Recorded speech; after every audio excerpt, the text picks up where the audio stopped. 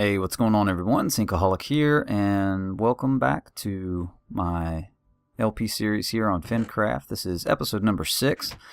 We left off last time with kind of taking a break from the witch hut for just a brief moment to make an enchantment table. I haven't made one of those yet, and I sure could use an enchanted shovel right now because I'm going to be doing a lot of digging and a lot of dirt and a lot of sand. So, and I already had a whole bunch of leather from just coming over here from the original, when I started, I ran through a huge patch of cows.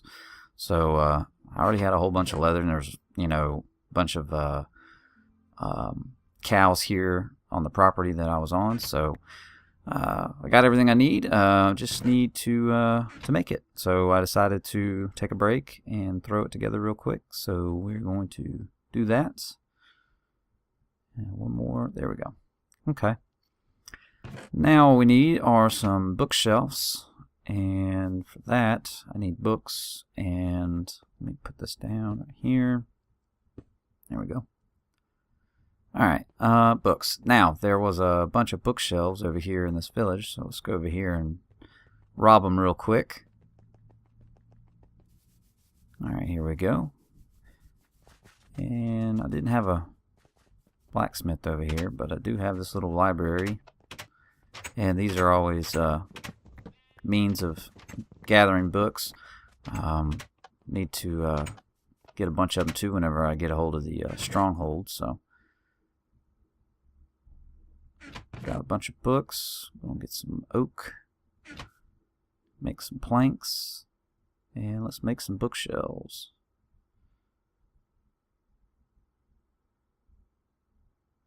One more. There we go. Okay. 15, that's pretty good. Alright, so we'll just go out here and throw them around the enchantment table, and that way we can enchant some tools. Speed up the process a little bit, hopefully get some halfway decent enchantments. Nothing too fancy. I mean, I have all this XP I haven't been able to do anything with, so. There we go. And I'm sorry for kind of crudely doing this, but like I said, this is just kind of a temporary spot until I start working on the house here, and eventually we'll have something a little bit more aesthetically pleasing, I guess you could say. So we'll just throw these down. And there we go for right now. Yeah, okay, good. We get 30 levels of enchantment, so alright, let's start enchanting some stuff here. Let's not enchant a used axe. Let's grab get a new axe and a new shovel. Yeah, I'll get rid of that. And let's see what we can do here. Need some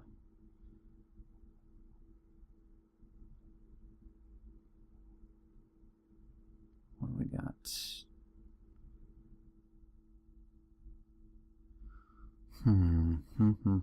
What do I want to do here? I don't want to use...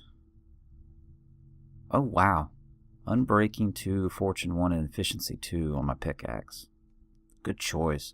Mid-level enchants. I hate doing level 30 enchants and then just really get disappointed, so let's get a mid-level one on the sword here. Knockback 1. It's better than nothing. It's not the best. I really would have liked a fire aspect. Efficiency, that's good for an axe. Alright, so, alright. Now we're back here at the witch hut. Got that all taken care of. And I just need to continue clearing out the land around this thing because I got to start laying all the redstone down. And like I said in the last episode, I wasn't really sure exactly how I was going to do this. Sounds like a ninja sword right there, and the speed lapse dirt digging contest that I got going on. Alright, so that was quick. Alright, so yeah, this is kind of new to me. I've seen others who have built this, but I haven't really found a good tutorial on how to make the shifting floors and stuff. Either that or I just haven't really looked. So I've kind of got a basic concept of it. Basically, one side needs to power pushing the floor over to the other side, then unpower, and then the other side that the floor is attached to powers and pushes it back, and then unpowers again, leaving that gap. So you basically shift the floor over one block, and then it shifts back one block.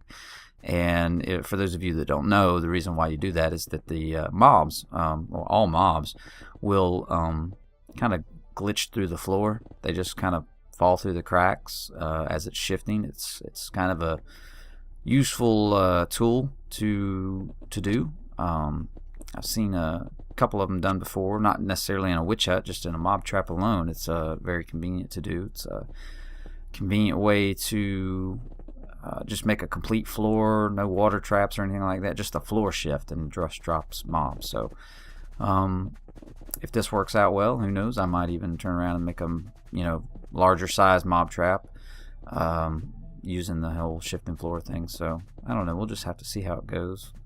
Not even really sure if I'll really need it, because in theory this thing here will spawn witches, but it will also spawn other mobs as well. So this might be a all-in-one spot for everything I need. I am really excited though about this, because for one, the redstone alone is just fantastic. I'm so happy that you get redstone as a drop from a mob. That's just outrageous. So now I cut through probably literally probably six different video, or 60 minutes worth of video of me trying to get this figured out, and I finally had to break down and go watch somebody else's video and really look forward on how to do the shifting floor. So my problem was I was going all the way around. I thought it was like a constant ring of power that was looping around, and it just was. That's not it. It's just on both sides, and up there in the front you have your power coming in, and it inverts the power on one side, and the repeaters delay the power to the other side. So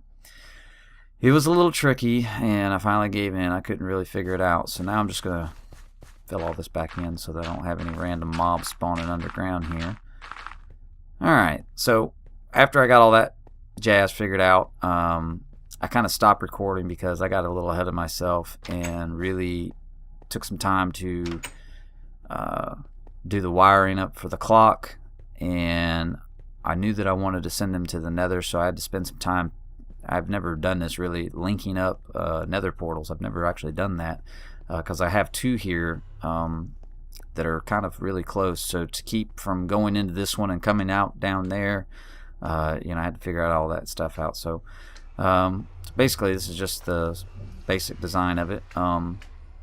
There's a water passage. There's a slime here. That's the bad thing about those little ass slimes, and we're in, technically we're in swampland, so they'll spawn in just any little spot. I tried to fill in every little air gap that I could possibly fill in and put torches around everywhere, but slimes, they spawn in any light level and anywhere in the swampland, so it's just damned if you do, damned if you don't. So, alright, I have a push button to start the pulse of the floor, and then this kill switch here, what that is at the corner of my redstone, I have two repeaters that's underground here. I don't show it off in this video, but basically the clockwork, I just have the power going through a block, and that switch is powered on a piston that continues the power goes into the block. So when I want the power to stop, I just flip that switch down, which pulls the block down. So wow, look at all the witches, and like I said, other mobs are going to spawn in there. So I got spiders, and it's about a 30 block drop there, so pretty much everything that spawns in there is just going to drop down. The only thing that doesn't is Endermen, because as soon as they fall through the floor and hit the water, they're teleporting out, and they're walking around out here with me, so which has been kind of helpful actually. I've gotten a bunch of the ender balls there, ender balls. And yeah, I'm starting to get a little collection of those because it's kind of filtered. The water's making the Enderman just teleport out here in the middle of the half slab. So, and as you can see, man, this thing, it just fills up with everything, so quickly. I think I ran a few different tests, and it's dropping about, what did I say it was, 20. No, 4,800 drops per hour is what I've calculated it as. I sat there in 20-minute episodes, not episodes, but 20-minute spurts, I sat there and emptied the chest out and calculated it over and over and over. So anyways, alright, here's what I did. I did a little nether passage. Basically, you see the 4 pistons are pushing up a stop to keep them from flowing out, and then another piston opens up on the right side wall, and there's a water block right there that changes the water flow over to the nether portal, and then there's 2 blocks above and 2 blocks below with pistons that open up the walls to allow them to flow into the nether, so that they can pile up in the nether. I can go AFK, you know, just stand here and go AFK. I should be just fine because no mobs are spawning out here. And yeah, they pile up in the nether. I've had up to 500, 600 in there, and it gets hella laggy when you go through this portal. So, and it's kind of crudely done in here too. I just kind of threw this together with some cobblestone. Just dug a hole for them to fall into. Nothing too fancy just yet. I'll work on this a little bit more. Yeah, see, they're just dropping in. Now, when I'm on here by myself, they obviously aren't spawning in the overworld. But now I had Austin on the other day, and he went AFK like he likes to do, and he went AFK right there by the witch farm. And man, I was standing in here, and they were just pouring in. And I was like, holy cow! So it's pretty cool if you can have 2 people on there. Now, if you did this in single player, I guess you'd be kind of shit out of luck. You'd just have to go AFK in the overworld and then come in here and just kill them at once. But it was neat to stand in here and watch them pop through the portal and just fill up. So, all right, same thing, 30 block drop onto some hoppers into a chest so I don't lose anything. And I got a little switch here. Floor opens up and drop them all at once. So that's pretty neat. So otherwise it works. I mean, as you can see, I'm got all kinds of drops for all kinds of stuff. Sticks, redstone, make redstone torches, glowstone for glowstone blocks, and the 2 of those for redstone lamps. Hell, you could even use the sticks as a fuel source. You know, that's something that I might do in the future. Just, I know it's not a great fuel source like coal or blazing rods or anything like that, but hell, I'm getting so many and I'm getting them for free, and you know, what the hell am I going to do with all these sticks? So thinking I might do some kind of filtration system to filter out the sticks and put them into the furnaces, you know, later on when I do my house. So, oh man, there's so many possibilities. This is such a great project. Still got a little bit more work to do. I kind of want to build a room. I don't really necessarily like the pad just floating up there, so I might do some kind of little room of some sort, house or whatever have you. And yeah, this has just been a great project. This is going to be so nice to have and not have to worry about going and digging for redstone all the damn time or glowstone in the nether. I mean, I just get it right here. So alright guys, well, my name's Inkaholic. Thank you so much for watching. Please subscribe if you want to see some more videos from here, and be sure to like this video if you like this, and stay tuned next time, and we will see you guys later. Take care, guys.